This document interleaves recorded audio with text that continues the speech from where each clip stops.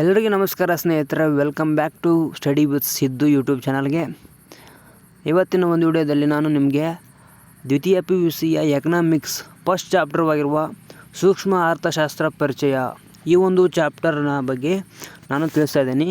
ಈ ಒಂದು ಚಾಪ್ಟರ್ನಲ್ಲಿ ಯಾವ ಕ್ವಶನ್ಗಳು ರಿಪೀಟ್ ಆಗ್ತವೆ ಮತ್ತು ಎಕ್ಸಾಮ್ಗೆ ಅತಿ ಹೆಚ್ಚು ಬಾರಿ ಕೇಳುವಂಥ ಕ್ವಶನ್ಗಳು ಯಾವುದನ್ನು ನೋಡ್ತಾ ಹೋಗೋಣ ಬನ್ನಿ. ಈಗ ಆಗಿದ್ರೆ ಫಸ್ಟ್ ಒಂದು ಕ್ವಶನ್ ಏನಿದೆ ಅಂದರೆ, ಈ ಥರ ಒಂದು ಕ್ವಶನ್ ಕೊಟ್ಟಿರ್ತಾರೆ, ಸರಿಯಾದ ಉತ್ತರವನ್ನು ಆರಿಸಿ ಬರಿ ಅಂತ ಮಲ್ಟಿಪಲ್ ಚಾಯ್ಸ್ನ ಕೊಟ್ಟಿರ್ತಾರೆ.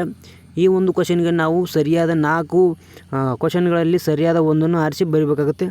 ಫಸ್ಟ್ ಒಂದು ಕ್ವಶನ್ ಏನು ಕೇಳಿದರೆ ಅಂದರೆ, ಒಂದು ಆರ್ಥಿಕತೆಯ ಕೊರತೆ ಸಂಪನ್ಮೂಲಗಳು ಅಂತ ಕೇಳಿದರೆ ಇದಕ್ಕೆ ಕರೆಕ್ಟ್ ಆನ್ಸರ್ ಅಂದರೆ ಆಪ್ಷನ್ ಎ ಸ್ಪರ್ಧಾತ್ಮಕ ಬಳಕೆಯನ್ನು ಹೊಂದಿವೆ ಅನ್ನೋದು ಇದಕ್ಕೆ ಕರೆಕ್ಟಾದ ಆನ್ಸರ್ ಆಗುತ್ತೆ. ಇನ್ನು ಸೆಕೆಂಡ್ ಒನ್ ಕೇಳಿದರೆ, ಈ ಕೆಳಗಿನ ಯಾವುದು ಸೂಕ್ಷ್ಮ ಅರ್ಥಶಾಸ್ತ್ರ ಉದಾಹರಣೆಯಾಗಿದೆ.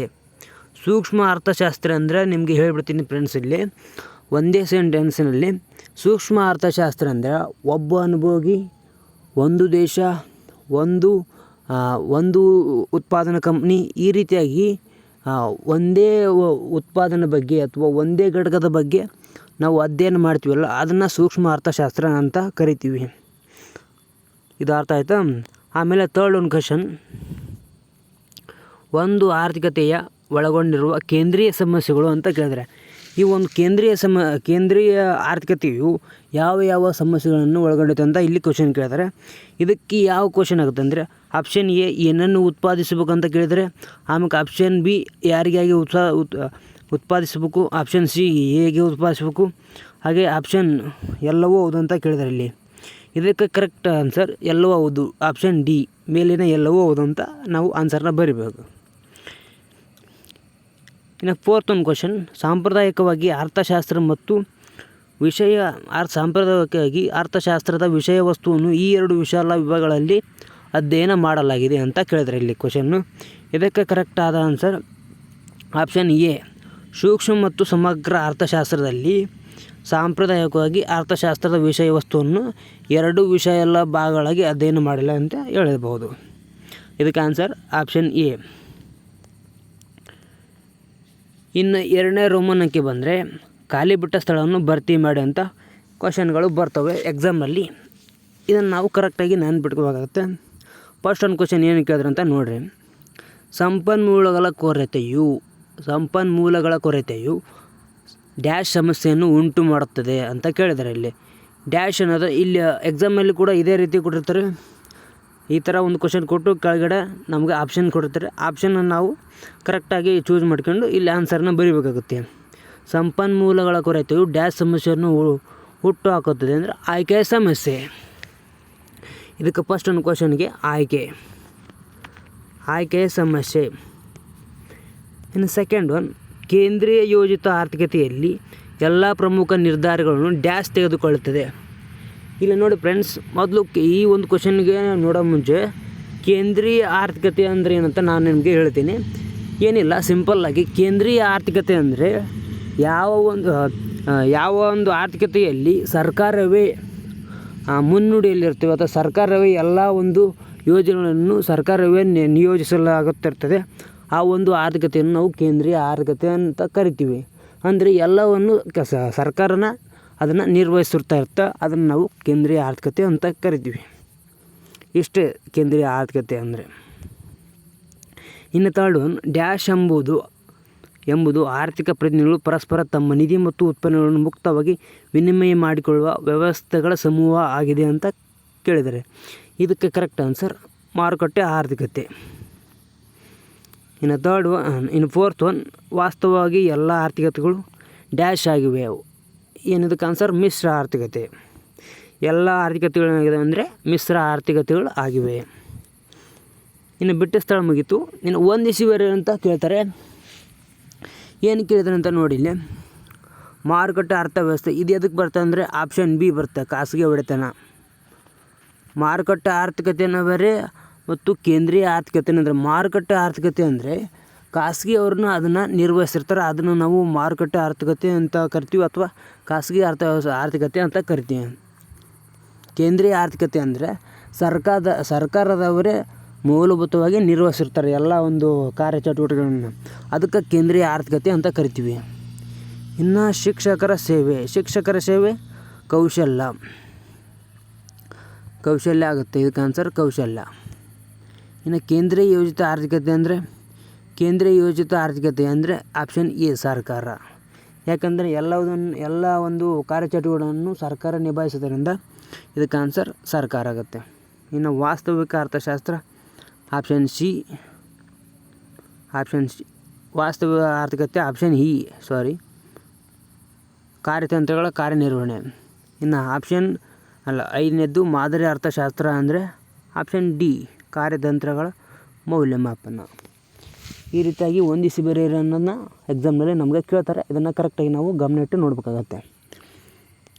ಇದಾದಮೇಲೆ 1 ಅಂಕದ ಪ್ರಶ್ನೆಗಳನ್ನು ಕೂಡ ಸಹ ಕೇಳ್ತಾರೆ. ಇಲ್ಲಿ ನೋಡಿ 1 ಅಂಕದ 4 ಕ್ವಶನ್ನ ಕೇಳ್ದಂಗೆ ಆಗುತ್ತೆ ಎಕ್ಸಾಮ್ನಲ್ಲಿ. ಇಲ್ಲಿ ಏನು ಕೇಳಿದರೆ ಆಯ್ಕೆಯ ಸಮಸ್ಯೆ ಏಕೆ ಉದ್ಭವಿಸುತ್ತದೆ ಅಂತ ಕೇಳಿದರೆ, ಈ ಒಂದು ಕ್ವಶನ್ನ ಎನ್ಯುವಲ್ ಎಕ್ಸಾಮ್ನಲ್ಲಿ ಆಗಿರ್ಬೋದು ಮತ್ತು ಮಿಡ್ ಟರ್ಮ್ ಎಕ್ಸಾಮ್ನಲ್ಲಿ ಆಗಿರ್ಬೋದು ಅನೇಕ ಬಾರಿ ಕೇಳಿದ್ದಾರೆ. ಹಾಗಾಗಿ ಈ ಒಂದು ಕ್ವಶನ್ನ ನೀವು ನೋಡ್ಬೋದು. ಯಾಕಂದರೆ ಇದು ಏನು ಅಷ್ಟೊಂದು ಟಫ್ ಆಗಲ್ಲ, ನೋಡ್ಕೋಬೋದು. ಆಯ್ಕೆ ಸಮಸ್ಯೆ ಏಕೆ ಉದ್ಭವಿಸುತ್ತೆ ಅಂದರೆ ಸಂಪನ್ಮೂಲದ ಕೊರತೆಯಿಂದಾಗಿ ಆಯ್ಕೆ ಸಮಸ್ಯೆ ಉದ್ಭವಿಸುತ್ತದೆ ಅಂತ ಇಷ್ಟೇ ಸಿಂಪಲ್ ವರ್ಡ್ನಲ್ಲಿ ನಾವು ಬರಿಬೇಕು. ನಾವು ಲೆಂತಿಯಾಗಿ ಬರೆಯೋದು ಬದಲು ಸಿಂಪಲ್ ವರ್ಡಲ್ಲಿ, ಯಾಕಂದರೆ ಸಂಪನ್ಮೂಲವು ಕಡಿಮೆ ಇದ್ದಾವೆ, ಹಾಗಾಗಿ ಆಯ್ಕೆ ಸಮಸ್ಯೆ ಉದ್ಭವಿಸುತ್ತದೆ ಅಂತ ಬರಿಬೇಕು. ಇನ್ನು ಇಲ್ಲಿ ಕೇಳಿದ್ರೆ ಕ್ವಶನ್ನು ಮಾರುಕಟ್ಟೆ ಆರ್ಥಿಕತೆ ಅಂದರೆ ಏನಂತ.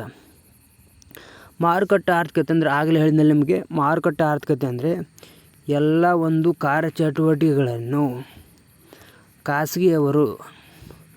ಖಾಸಗಿಯವರು ನಿರ್ವಹಿಸ್ತಿರ್ತಾರೆ, ಅದನ್ನು ನಾವು ಮಾರುಕಟ್ಟೆ ಆರ್ಥಿಕತೆ ಅಂತಾರೆ. ಮತ್ತು ಇನ್ನು ಕೇಂದ್ರೀಯ ಆರ್ಥಿಕತೆ ಅಂದರೆ ಎಲ್ಲ ಕಾರ್ಯಚಟುವಟಿಕೆಗಳನ್ನು ಅಥವಾ ಸರ್ಕಾರವೇ ನಿರ್ವಹಿಸುವುದನ್ನು ಕೇಂದ್ರೀಯ ಆರ್ಥಿಕತೆ ಅಂತ ಕರಿತೀವಿ. ಇನ್ನು ಕೇಂದ್ರೀಯ ಯೋಜಿತ ಆರ್ಥಿಕತೆ ಎಂದರೆ ಏನಂದರೆ ಇಲ್ಲಿ 2 ಕ್ವಶನ್ ಕೂಡ ಕೇಳಿದ್ರೆ, ಇದು ಕೂಡ ಮಾರುಕಟ್ಟೆ ಆರ್ಥಿಕತೆ ಮತ್ತು ಕೇಂದ್ರೀಯ ಆರ್ಥಿಕತೆ ಈ 2 ಕ್ವಶನ್ ಕೂಡ ಇಂಪಾರ್ಟೆಂಟ್ ಇದ್ದಾವೆ. ಇವನು ಕೂಡ ಜಾಸ್ತಿ ನೀವು ಫೋಕಸ್ ಮಾಡಿರಿ.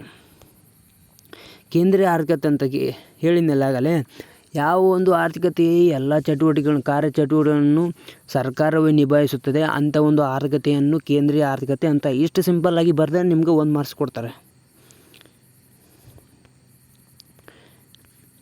ಇನ್ನು ಸೂಕ್ಷ್ಮ ಅರ್ಥಶಾಸ್ತ್ರ ಎಂದ್ರನ್ನ, ಇದನ್ನು ಕೂಡ ನಾನು ಆಗಲೇ ಹೇಳಿದ್ದೀನಿ. ಸೂಕ್ಷ್ಮ ಅರ್ಥಶಾಸ್ತ್ರ ಏನಂತ. ಸೂಕ್ಷ್ಮ ಅರ್ಥಶಾಸ್ತ್ರ ಅಂದರೆ ಒಂದು ಘಟಕ, ಒಬ್ಬ ಅನುಭೋಗಿ, ಒಂದು ಉತ್ಪಾದನಾ ಘಟಕ, ಒಂದು ದೇಶ, ಈ ರೀತಿಯಾಗಿ ವೈಯಕ್ತಿಕವಾಗಿ ಯಾವುದೋ ಒಂದು ವಸ್ತುವಿನ ಬಗ್ಗೆ ಅಧ್ಯಯನ ಮಾಡೋದನ್ನು ಸೂಕ್ಷ್ಮ ಅರ್ಥಶಾಸ್ತ್ರ ಅಂತ ಕರಿತೀವಿ. ವೈಯಕ್ತಿಕವಾಗಿ ಒಂದು ವಸ್ತುವಿನ ಬಗ್ಗೆ ಅಧ್ಯಯನ ಮಾಡೋದನ್ನು ಸೂಕ್ಷ್ಮ ಅರ್ಥಶಾಸ್ತ್ರ ಅಂತ ಕರಿತೀವಿ. ಇಲ್ಲಿ ಕೊಟ್ಟಿದ್ದಾರೆ ನೋಡು, ಒಬ್ಬ ಅನುಭೋಗಿ, ಒಬ್ಬ ಉತ್ಪಾದಕ, ಒಂದು ಉದ್ಯಮ, ಒಂದು ಕೈಗಾರಿಕೆ, ಈ ರೀತಿಯಾಗಿ ಕೇವಲ ವೈಯಕ್ತಿಕ ಅಂಶಗಳ ಮೇಲೆ ಅಧ್ಯಯನ ಮಾಡ್ತೀವಲ್ಲ ಅದನ್ನು ನಾವು ಸೂಕ್ಷ್ಮ ಅರ್ಥಶಾಸ್ತ್ರ ಅಂತ ಕರಿತೀವಿ. ಇನ್ನು ವಾಸ್ತವಿಕ ಅರ್ಥಶಾಸ್ತ್ರ, ಈ ಸೂಕ್ಷ್ಮ ಅರ್ಥಶಾಸ್ತ್ರ ಅಂತ ಕೇಳಿದರೆ ಸಾಮಾನ್ಯವಾಗಿ ಜಾಸ್ತಿ ಸಲ ಇದನ್ನು ಎಕ್ಸಾಮ್ನಲ್ಲಿ ಕೇಳಿದರೆ ಮಾರುಕಟ್ಟೆ ಆರ್ಥಿಕತೆ, ಕೇಂದ್ರೀಯ ಯೋಜಿತ ಆರ್ಥಿಕತೆ, ಸೂಕ್ಷ್ಮ ಅರ್ಥಶಾಸ್ತ್ರ, ಈ 3 ಕ್ವಶನ್ನ ಕೂಡ ನೀವು ಜಾಸ್ತಿ ಫೋಕಸ್ ಮಾಡಬೇಕಾಗುತ್ತೆ. ಯಾಕಂದರೆ ಇದನ್ನು ಎನ್ಯುವಲ್ ಎಕ್ಸಾಮ್ನಲ್ಲಿ ಅತಿ ಹೆಚ್ಚು ಬಾರಿ ಕೇಳಿದ್ದಾರೆ. ಈ ವಾಸ್ತವಿಕ ಅರ್ಥಶಾಸ್ತ್ರ ವಿಶ್ಲೇಷಣೆ ಇದನ್ನೇನು ಅಷ್ಟೊಂದು ಕೇಳಿಲ್ಲ, ಇಂಪಾರ್ಟೆಂಟ್ ಅಷ್ಟೊಂದು ಆಗಿಲ್ಲ ಇದು ಏನು. ಮಾದರಿ ಅರ್ಥಶಾಸ್ತ್ರ ಇದನ್ನು ಕೂಡ ಅಷ್ಟೊಂದು ಏನು ಕೇಳಿಲ್ಲ.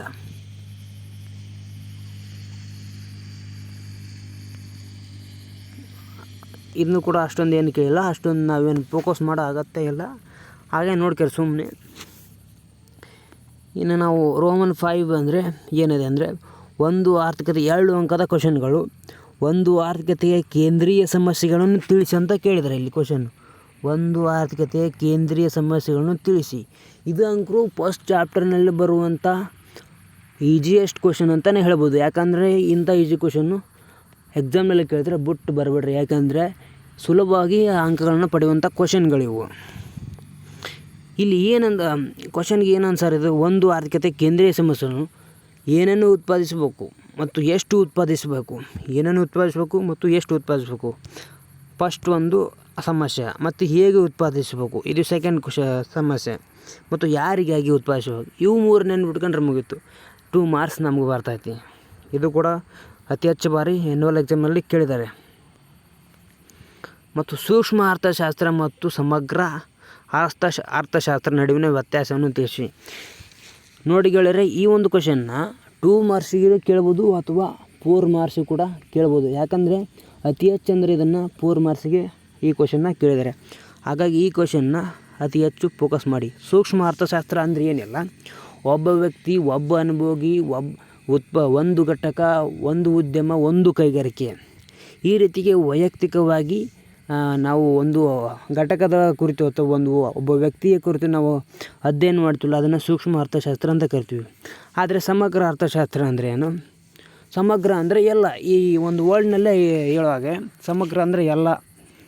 ಒಂದು ದೇಶ ಬರಲಿಲ್ಲಿ ಏನು ಬರುತ್ತೆ ಅಂದರೆ ಆರ್ಥಿಕತೆ ಒಟ್ಟಾರೆಯಾಗಿ ಏನು ದೇಶ ಇರುತ್ತಲ್ಲ, ಒಂದು GDP ಅಂತ ಕರಿತೀವಿಲ್ಲ, ಈ GDP ಕೂಡ ಇದು ಸಮಗ್ರ ಅರ್ಥಶಾಸ್ತ್ರಕ್ಕೆ ಉದಾಹರಣೆ ಆಗುತ್ತೆ. ಇಲ್ಲಿ ಒಂದು ದೇಶ ಅಂತ ಬರಲ್ಲ, ಎಲ್ಲ ದೇಶದ ಸರಕು ಸೇವೆಗಳ ಒಂದು ಉತ್ಪಾದನಾ ಒಂದು ಏನು ಅಂಶ ಇರುತ್ತಲ್ಲ ಅದಕ್ಕೆ ನಾವು ಸಮಗ್ರ ಅರ್ಥಶಾಸ್ತ್ರ ಅಂತ ಕರಿತೀವಿ. ಇಲ್ಲಿ ನೋಡು, ಸಮಗ್ರ ಬೇಡಿಕೆ, ಸಮಗ್ರ ಉತ್ಪಾದನೆ, ಸಮಗ್ರ ಬೆಲೆಗಳ ಮಟ್ಟ, ಈ ರೀತಿಯಾಗಿ ಎಲ್ಲ ಅಂದರೆ ಸಮಗ್ರ ಅಂದರೆ ಎಲ್ಲ ಬರುತ್ತೆ. ಒಂದು ಘಟಕದ ಬದಲಿಗಾಗಿ ಇಡೀ ದೇಶದ ಕುರಿತು, ಇಡೀ ಒಂದು ದೇಶದ ಬೆಳವಣಿಗೆ ಕುರಿತು ಏನು ನಾವು ಅಧ್ಯಯನ ಮಾಡ್ತೀವಲ್ಲ ಅದನ್ನು ಸಮಗ್ರ ಅರ್ಥಶಾಸ್ತ್ರ ಅಂತ ಕರಿತೀವಿ. ಇನ್ನು ವಾಸ್ತವ ಅರ್ಥಶಾಸ್ತ್ರ ಮತ್ತು ಮಾದರಿ ಅರ್ಥಶಾಸ್ತ್ರ ಇದನ್ನೇನು ಅಷ್ಟೊಂದು ಕೇಳಿಲ್ಲ, ಆದರೂ ಕೂಡ ಒಂದು ಕಣ್ಣಿಟ್ಟಿರಲಿ ಇದ್ರ ಮೇಲೆ. ಇನ್ನು ಉತ್ಪಾದನಾ ಸಾಧ್ಯತಾ ಗಣ ಏನೆಂದು ಅರ್ಥೈಸಿರು ಅಂತ ಕೇಳಿದರೆ ಈ ಒಂದು ಕ್ವಶನ್ನ ಅತಿ ಹೆಚ್ಚು ಬಾರಿ ಆ್ಯನ್ಯುವಲಲ್ಲಿ ಕೇಳಿದರೆ ಈ ಒಂದು ಕ್ವಶನ್ನ ಬಿಡಬೇಡಿ. ಆದಷ್ಟು ಈ ಒಂದು ಕ್ವಶನ್ನ ಪ್ರಾಕ್ಟೀಸ್ ಮಾಡಿ ಮತ್ತು ನೀವು ಅರ್ಥ ಮಾಡ್ಕೊಳಕ್ಕೆ ಟ್ರೈ ಮಾಡಿ. ಉತ್ಪಾದನಾ ಸಾಧ್ಯತೆ ಗಣ ಅಂದರೆ ಅಂತ ಈ ಸಿಂಪಲ್ಲಾಗಿ ತಿಳಿಸ್ತೀನಿ ನೋಡಿ. ಈಗ ನಮಗೀಗ ಒಂದು ಏನು ಲಭ್ಯ ಇರೋ ವಸ್ತುಗಳಲ್ಲಿ ತಾಂತ್ರಿಕ ಜ್ಞಾನದಿಂದ ಉತ್ಪಾದಿಸಲಾಗುವ ಸರಕು ಮತ್ತು ಸೇವೆಗಳ ಸಾಧ್ಯತೆಗಳ ಸಂಯೋಜನೆ ಗಣವನ್ನು ನಾವೆಂತೀವಿ ಉತ್ಪಾದನೆ ಸಾಧ್ಯತೆ ಗಣ ಅಂತೀವಿ. ಈಗ ನಮ್ಮ ಹತ್ರ ಏನಿರ್ತವೆ ನೋಡು, ಏನು ಇರೋದನ್ನು ಪರಿಣಾಮಕಾರಿಯಾಗಿ ಬೆಳೆಸ್ಕೊಂಡು ಅದರಲ್ಲಿಂದ ಏನು ನಾವು ತಯಾರಿಸ್ತೀವಿ ನೋಡು ಅದನ್ನು ನಾವೇಂತೀವಿ ಉತ್ಪಾದನಾ ಸಾಧ್ಯತಾ ಗಣ. ಇಷ್ಟೇ ನಾವು ಸಿಂಪಲ್ಲಾಗಿ ಅರ್ಥ ಮಾಡ್ಕೋಬೇಕು. ಅತಿ ಹೆಚ್ಚು ನಾವು ಕಾಂಪ್ಲಿಕೇಟ್ ಮಾಡ್ಕೋಬೋದು. ನಮ್ಮಲ್ಲಿ ಈಗ ಏನು ಹೇಳ್ರೆ ಈಗ ನಮ್ಮಲ್ಲೀಗ ಒಂದು ಭೂಮಿ ಐತೆ ಅಂತ ಅರ್ಥ ಮಾಡ್ಕೊಳ್ಳಿ. ಒಂದು ಎಕರೆ ಭೂಮಿ ಐತೆ. ಆ 1 ಎಕರೆ ಭೂಮಿಯಲ್ಲಿ ನಾವು ಪರಿಣಾಮಕಾರಿಯಾಗಿ ಎಫೆಕ್ಟಿವ್ ಆಗಿ ಯಾವ ರೀತಿಯಾಗಿ ನಾವು ಅತಿ ಹೆಚ್ಚು ಲಾಭ ಗಳಿಸ್ಬೋದು ಅನ್ನೋದನ್ನ ಈ ಒಂದು ಉತ್ಪಾದನಾ ಸಾಧ್ಯತೆ ಗಣ ತಿಳಿಸುತ್ತೆ. 1 ಎಕರೆದಲ್ಲಿ ಒಬ್ಬ ವ್ಯಕ್ತಿ 1 ಲಕ್ಷ ಗಳಿಸ್ಬೋದು ಅಥವಾ 1 ಎಕರೆದಲ್ಲಿ ಒಬ್ಬ ವ್ಯಕ್ತಿ 10 ಲಕ್ಷ ಕೂಡ ಗಳಿಸ್ಬೋದು. ಈ ರೀತಿಯಾಗಿ ನಮ್ಗೆ ಏನು ಲಭ್ಯ ಬರ್ತೈತಿಲ್ಲ ಆ ಒಂದು ಲಭ್ಯ ಇರೋ ವಸ್ತುಗಳಲ್ಲಿ ಈ ಪರಿಣಾಮಕಾರಿಯಾಗಿ ಉತ್ಪಾದಿಸ್ತೀವಲ್ಲ ಅದನ್ನು ನಾವು ಉತ್ಪಾದನಾ ಸಾಧ್ಯತಾ ಗಣ ಅಂತ ಕರಿತೀವಿ. ಇದನ್ನು ಕೂಡ ಅತಿ ಹೆಚ್ಚು ಬಾರಿ ಕೇಳಿದ್ದಾರೆ. ಇನ್ನು ಸದಾವಕಾಶ ವೆಚ್ಚ ಎಂದರೇನು ಕೇಳಿದ್ದಾರೆ. ಇದನ್ನು ಅಂಕರು ಫಿಕ್ಸ್ ಕೇಳ್ತಾರೆ ಅಂತ ನನಗೆ ಅನಿಸುತ್ತೆ. ಪ್ರತಿ ಬಾರಿ ಕೇಳಿದ್ದಾರೆ ಈ ಒಂದು ಕ್ವಶನ್ನ. ಸದಾವಕಾಶ ವೆಚ್ಚ ಅಂದ್ರೇನು? ಒಂದು ಸರಕಿನ ಪ್ರಮಾಣದ ಹೆಚ್ಚಾಗಿ ಪಡೆಯಲು ತ್ಯಾಗ ಮಾಡಬೇಕಾದ ಇನ್ನೊಂದು ಸರಕಿನ ಪ್ರಮಾಣವನ್ನು ಸದಾವಕಾಶ ವೆಚ್ಚ ಅಂತೀವಿ. ಸಾಮಾನ್ಯವಾಗಿ ಇನ್ನೊಂದು ಸಿಂಪಲ್ ವರ್ಡ್ನಲ್ಲಿ ಹೇಳ್ಬಿಡ್ತೀನಿ ನೋಡು. ಈಗ ಒಂದು ವಸ್ತುನ ನಾವು ಪಡಿಬೇಕಂದ್ರೆ ಇನ್ನೊಂದು ವಸ್ತುನ ನಾವು ತ್ಯಾಗ ಮಾಡಲೇಬೇಕಾಗತ್ತೆ. ಇದನ್ನು ನಾವೇನಂತೀವಿ ಸದಾವಕಾಶ ವೆಚ್ಚ. ಇಷ್ಟೇ ಸಿಂಪಲ್ ವರ್ಡ್. ಒಂದು ವಸ್ತುವನ್ನು ಪಡಿಬೇಕಂದ್ರೆ ಅದರ ಬದಲಿಗೆ ಇನ್ನೊಂದು ವಸ್ತುವನ್ನು ನಾವು ತ್ಯಾಗ ಮಾಡ್ತೀವಲ್ಲ ಅದನ್ನು ನಾವು ಸದಾವಕಾಶ ವೆಚ್ಚ ಅಂತ ಕರಿತೀವಿ. ಇನ್ನು 6th ಒನ್ ಉತ್ಪಾದನಾ ಸಾಧ್ಯತಾ ಗಡಿ ಅಂದರೆ ಏನಂತ ಕೇಳಿದ್ದಾರೆ. ಅದು ಫಸ್ಟ್ ನಾವು ಈ ಹಿಂದೆ ನೋಡಿದ್ದು ಉತ್ಪಾದನಾ ಸಾಧ್ಯತಾ ಗಣ, ಇದು ಉತ್ಪಾದನಾ ಸಾಧ್ಯತಾ ಗಡಿ ಅಂತ ಕೇಳಿದರೆ ಇಲ್ಲಿ ಆನ್ಸರ್ ಏನೇನು? ಲಭ್ಯ ಇರುವ ಒಟ್ಟು ಸಂಪನ್ಮೂಲ ಮತ್ತು ತಾಂತ್ರಿಕ ಜ್ಞಾನದಿಂದ ಉತ್ಪಾದಿಸಲಾಗುವ ಸರಕು ಸೇವೆಗಳ ಸಾಧ್ಯತೆಗಳ ಸಂಯೋಜನೆಗಳ ಗಣವನ್ನು ರೇಖಾಚಿತ್ರ ಮೇಲೆ ಮೂಡಿಸಿದಾಗ ಸಿಗುವ ರೇಖೆಯನ್ನು ಉತ್ಪಾದನಾ ಸಾಧ್ಯತಾ ಗಡಿ ಅಂತ ಕರಿತೀವಿ. ಇದು ಅಷ್ಟೇ ಕೂಡ. ಈ ರೀತಿಯಾಗಿ ನಾವು ಫಸ್ಟ್ ಒಂದು ಚಾಪ್ಟರ್ನಲ್ಲಿ ಯಾವ ಕ್ವಶನ್ ಇಂಪಾರ್ಟೆಂಟು ಮತ್ತು ಯಾವ ಒಂದು ಕ್ವಶನ್ಗಳು ಜಾಸ್ತಿ ಬಂದಿದೆ ಅಂತ ನಾನು ನಿಮಗೆ ಈಗಾಗಲೇ ತಿಳಿಸೀನಿ. ಇನ್ನೊಮ್ಮೆ ಹೇಳ್ಬೇಕಂದ್ರೆ ಫಸ್ಟ್ ಯಾವ ಕ್ವಶನ್ಗಳು ಇಂಪಾರ್ಟೆಂಟ್ ಅಂತ ಹೇಳ್ತೀನಿ ನೋಡಿ. ಈಗ 1 ಅಂಕದ ಮತ್ತು 2 ಅಂಕದ ಮತ್ತು 6 ಮಾರ್ಕ್ಸಿನ ಇದರಲ್ಲಿ ಹೇಳ್ಬಿಡ್ತೀನಿ. ಈಗ 1 ಅಂಕದ ಕ್ವಶನ್ ನೋಡಿದ್ರೆ ಫಸ್ಟ್ ಒಂದು ಇಂಪಾರ್ಟೆಂಟ್ ಕ್ವಶನ್, ಆಯ್ಕೆ ಸಮಸ್ಯೆ ಹೇಗೆ ಹುಟ್ಟುತ್ತದೆ ಅಂತ ಕೇಳ್ತಾರೆ. ಇಲ್ಲಿಕಂದ ಮಾರುಕಟ್ಟೆ ಆರ್ಥಿಕತೆ ಅಂದರೆ ಏನಂತ ಕೇಳ್ತಾರೆ. ಇಲ್ಲಿಕಂದ ಕೇಂದ್ರೀಯ ಯೋಜಿತ ಆರ್ಥಿಕತೆ, ಇವು ಮೂರನ್ನು ಕೇಳಿದ್ದಾರೆ. ಎನ್ಯುವಲ್ ಎಕ್ಸಾಮ್ನಲ್ಲಿ ಇವು 3 ಕ್ವಶನ್ನ ಅತಿ ಹೆಚ್ಚು ಬಾರಿ ಕೇಳಿದ್ದಾರೆ. ಇನ್ನು ಸೂಕ್ಷ್ಮ ಅರ್ಥಶಾಸ್ತ್ರ, ಇದನ್ನಂತೂ ಅತಿ ಹೆಚ್ಚು ಬಾರಿ ಎಕ್ಸಾಮ್ನಲ್ಲಿ ಕೇಳಿದ್ದಾರೆ. ಸೂಕ್ಷ್ಮ ಅರ್ಥಶಾಸ್ತ್ರ ಅಂದರೆ ಏನು ಕೇಳಿದರೆ, ಆದರೆ ವಾಸ್ತವಿಕ ಅರ್ಥಶಾಸ್ತ್ರ ಮತ್ತು ಮಾದರಿ ಅರ್ಥಶಾಸ್ತ್ರ ವಿಶ್ಲೇಷಣೆ ಇವು ಎರಡನ್ನು ಕೂಡ ಅತಿ ಹೆಚ್ಚು ಬಾರಿ ಎಲ್ಲಿ ಅಷ್ಟೊಂದು ಕೇಳಿಲ್ಲ. ಹಾಗಾಗಿ ಇವುಗಳನ್ನು ಅಷ್ಟೊಂದು ಪ್ರಿಫರೆನ್ಸ್ ಮಾಡೋದಾಗುತ್ತಿಲ್ಲ. ಆದರೂ ಒಂದು ಸಲ ನೋಡ್ಕೊಳ್ಳಿ. ಮತ್ತು 2 ಅಂಕ ನೋಡೋದಾದರೆ 2 ಅಂಕ ನೋಡೋದಾದರೆ ಒಂದು ಆರ್ಥಿಕತೆ ಕೇಂದ್ರೀಯ ಸಮಸ್ಯೆ, ಇದು ಕೂಡ ಇಂಪಾರ್ಟೆಂಟ್ ಕ್ವಶನ್ನೇ. ಇದನ್ನು ಕೂಡ ನೀವು ಜಾಸ್ತಿ ಓದಬೇಕು. ಜಾಸ್ತಿ ಓದೋಕ್ಕೇನು, ಹೇಗೆ ಉತ್ಪಾದಿಸಬೇಕು, ಏನು ಉತ್ಪಾದಿಸಬೇಕು, ಯಾರಿಗೆ ಉತ್ಪಾದಿಸಬೇಕು, ಇಷ್ಟು 3 ನೆನ್ಪಿಟ್ಕೊಂಡ್ರೆ ನಮ್ಗೆ ಆರಾಮಾಗಿ 2 ಮಾರ್ಕ್ಸ್ ಸಿಗ್ತಾವೆ. ಮತ್ತು ಹಾಗೆ ಸಮಗ್ರ ಅರ್ಥಶಾಸ್ತ್ರ ಮತ್ತು ಸೂಕ್ಷ್ಮ ಅರ್ಥಶಾಸ್ತ್ರ ಇವುಗಳ ನಡುವಿನ ವ್ಯತ್ಯಾಸ, ಇದನ್ನು 4 ಮಾರ್ಕ್ಸ್ಗೆ ಜಾಸ್ತಿನ ಕೇಳಿದರೆ ಇದನ್ನು ಫೋಕಸ್ ಮಾಡಿರಿ ಅಂತ ನಿಮ್ಗೆ ಹೇಳ್ತೀನಿ ನಾನು. ಯಾಕಂದರೆ 4 ಮಾರ್ಕ್ಸ್ನೇ ಇನ್ನೂ ಜಾಸ್ತಿ ಕೇಳಿದ್ರೆ 2 ಮಾರ್ಕ್ಸಿಗೆ ಅಷ್ಟೊಂದು ಎಲ್ಲಿ ಕೇಳಲ್ಲ, 4 ಮಾರ್ಕ್ಸ್ಗೆ ಜಾಸ್ತಿ ಕೇಳೋದು.